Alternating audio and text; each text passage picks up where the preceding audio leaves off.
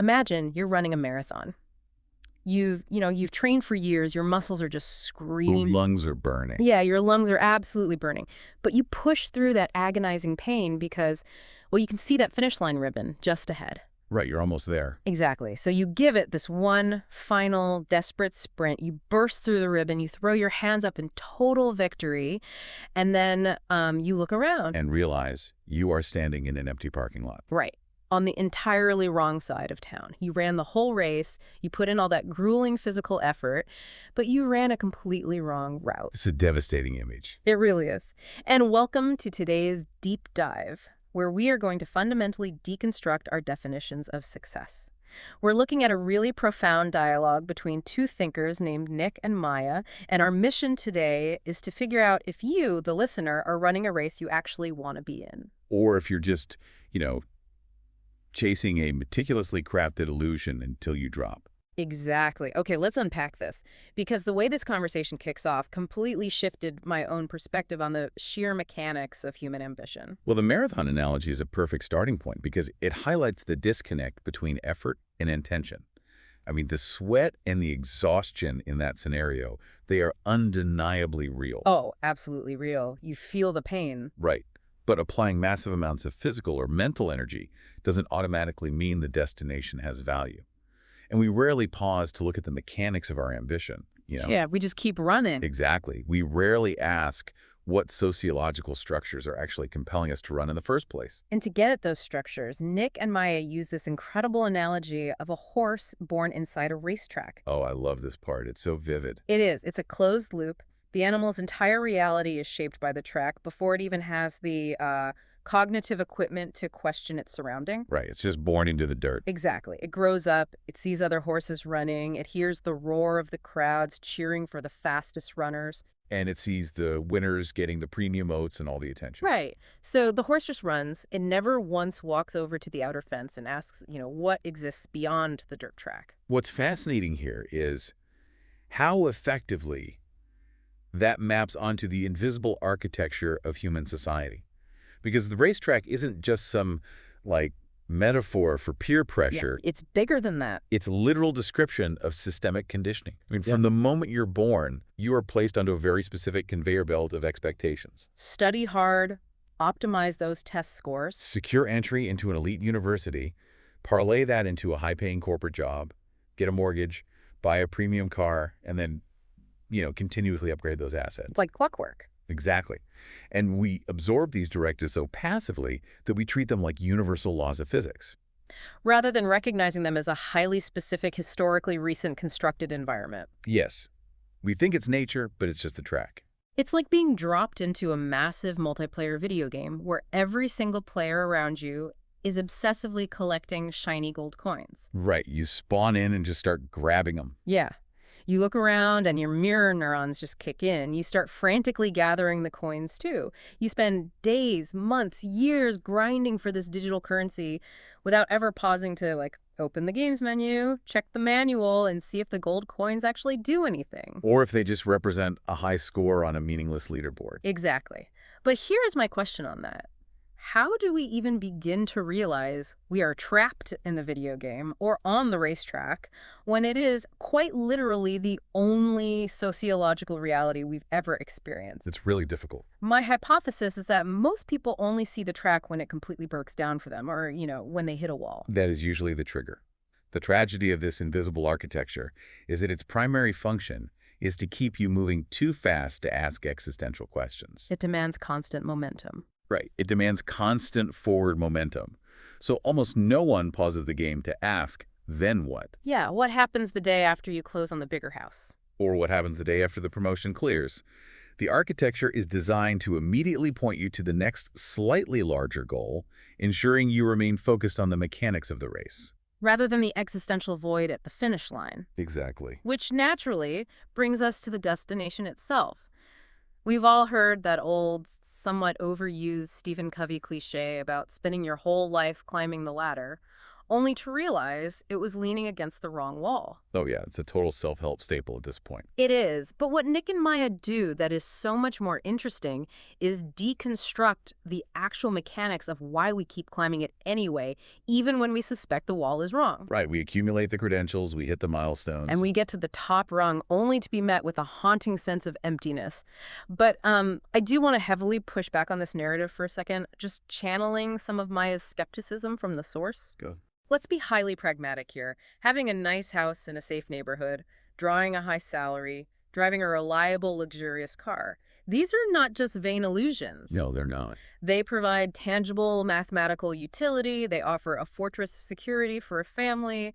They dictate the quality of your healthcare, your food, your children's educational opportunities. Absolutely. So why are we demonizing the pursuit of resources? I mean, it seems entirely biologically and logically sound to want a highly secure, comfortable life. And it is entirely logical.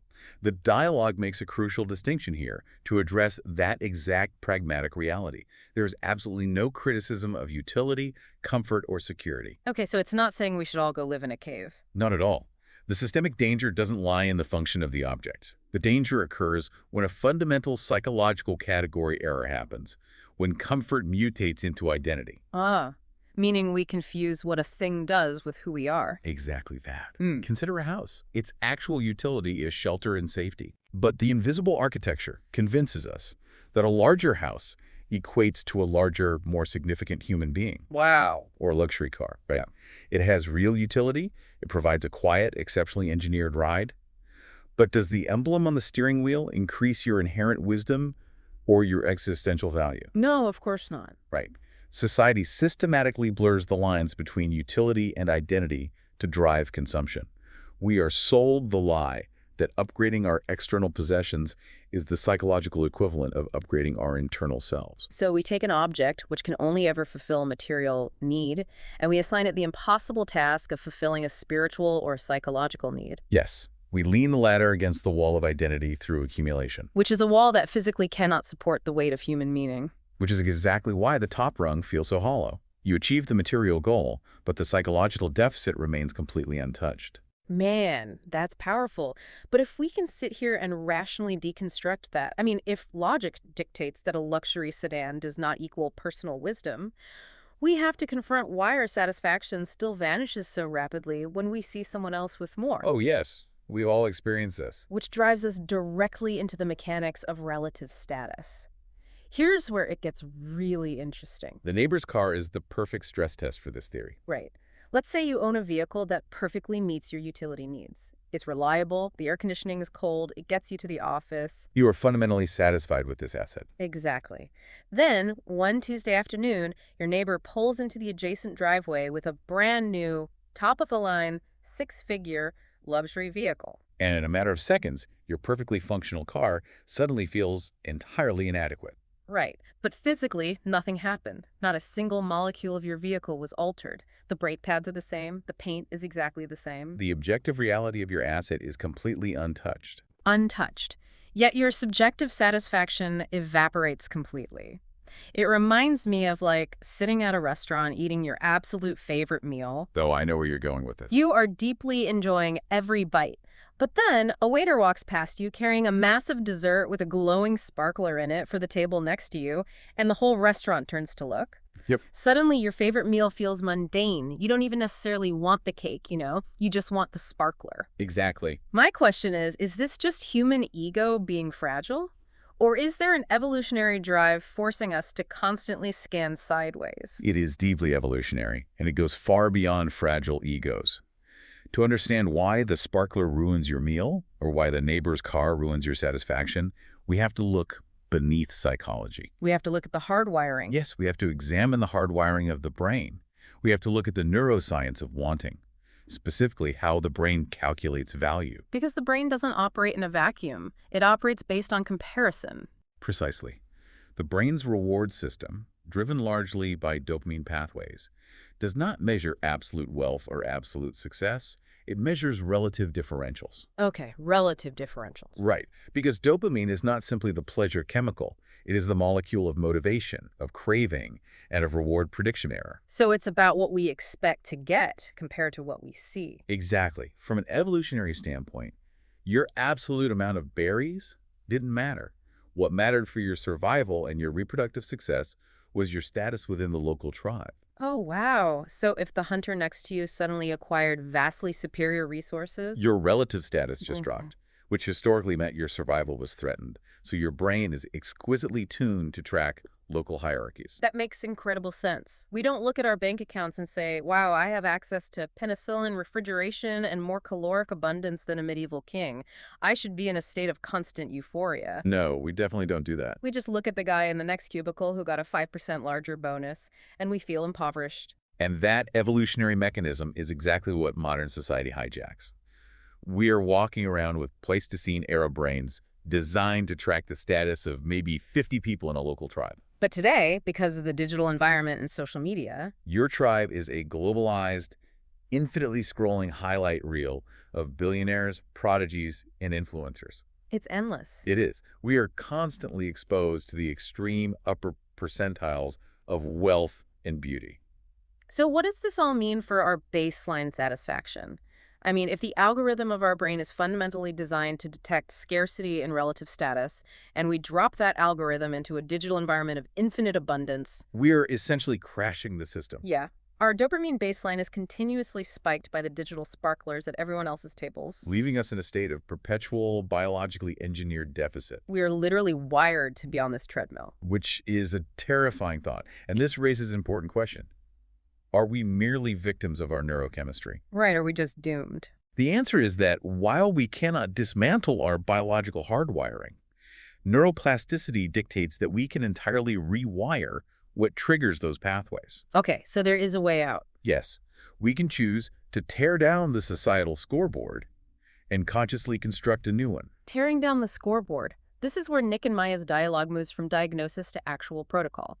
Because the ultimate illusion of the invisible architecture is the premise that success can be defined for 8 billion different humans using the exact same generalized metrics of wealth and status. It's absurd when you think about it. It's like trying to use the scoring system of a chess match to determine the winner of a marathon. It's a profound misapplication of rules. True success, as synthesized in their dialogue, is the agonizingly highly personalized process of becoming what you're uniquely capable of becoming. Agonizingly personalized. I like that. It is agonizing because it requires a radical shift in your reference group. You have to transition from prioritizing external mimetic comparison, which is basically copying the desires of those around you, to prioritizing internal growth. Right. It means replacing the generalized pursuit of status with the specific pursuit of purpose, and replacing the compulsion to accumulate with the desire to contribute. That sounds incredibly poetic, but let's talk about the friction of actually doing that. The real-world friction. Yeah, because it is very easy for us to sit behind these microphones and advise you, the listener, to just, focus on your own unique purpose. Much easier said than done. Exactly. Okay. Because when you walk out the door tomorrow, the entire global economy is actively screaming at you about status. That maximum volume. Right. Every billboard, every algorithm, every subtle, humble brag at a dinner party is reinforcing the racetrack. So how do you practically decouple from what Maya calls the inherited dream? It's tough. Because discovering your own dream when the societal noise is at a deafening volume seems nearly impossible. It is one of the most difficult cognitive tasks a human can undertake, and it is not a one-time epiphany. It's not just a light bulb moment. No. The crisis at the top of the wrong ladder happens because you pursued a destination by default. You inherited the societal dream and never audited it. Therefore, building your own scoreboard is a daily, active practice of resistance. What does that resistance look like on a Tuesday morning? It looks like aggressively auditing your own motivations. When you feel that sharp twinge of inadequacy looking at the neighbor's car, you have to consciously interrupt the dopamine loop. You have to catch yourself in the moment. Yes, you have to tell yourself, that is their game, governed by their rules, and I am not playing it. Wow. When you are working 80-hour weeks for a promotion, you have to ask, am I doing this because the actual daily mechanics of this new role bring me fulfillment? Or am I sacrificing my time solely for the title so that other people will validate my existence? That's a brutal question to ask yourself. It is, but it requires untangling your genuine endogenous desires from the desires that the invisible architecture implanted in you. You essentially have to be willing to step completely off the dirt track, stand quietly in the grass, and let all the other horses sprint past you, knowing full well they might look at you like you have completely lost your mind. Absolutely. You have to be okay with losing a race you never wanted to win in the first place. Because the alternative is spending your one highly finite life exhausting yourself to win a ribbon that holds absolutely no meaning for you when you finally hold it. Exactly. So as we bring this deep dive to a close, I want to turn this directly over to you, the listener.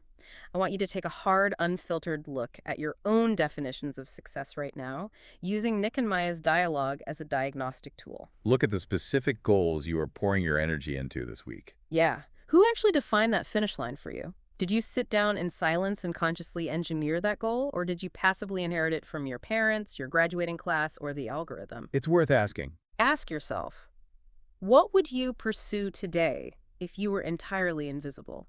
If absolutely no one was watching, if no one was capable of comparing you to anyone else, and if the universal scoreboard vanished overnight, what would you actually do with your time?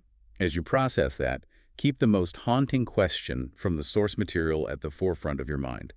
It demands a rigorous answer. If the ladder you are currently climbing is leaning against the wrong wall, what wall was yours actually supposed to lean against? And crucially, is it too late to climb down and move it? Right. Well, it is never too late to move the ladder, but I want to leave you with a final, lingering thought that builds on everything we've unpacked today, taking it one step further. Okay, let's hear it. We've spent a lot of time analyzing the danger of leaning your ladder against the wrong wall and the heavy psychological labor required to find the right wall. But consider this. What if true, unassailable freedom isn't finally locating the right wall to lean on? What if it's not about the wall at all? Exactly. What if it's realizing you might not need a ladder at all? What if a genuinely meaningful life isn't about the vertical climb? What if it's built horizontally, down on the ground, making real, deep connections with the people standing right next to you, rather than constantly exhausting your one precious life trying to climb above them? That's a beautiful way to look at it. Just something to chew on the next time you find yourself sprinting toward a finish line, only to wonder if you're running the right race.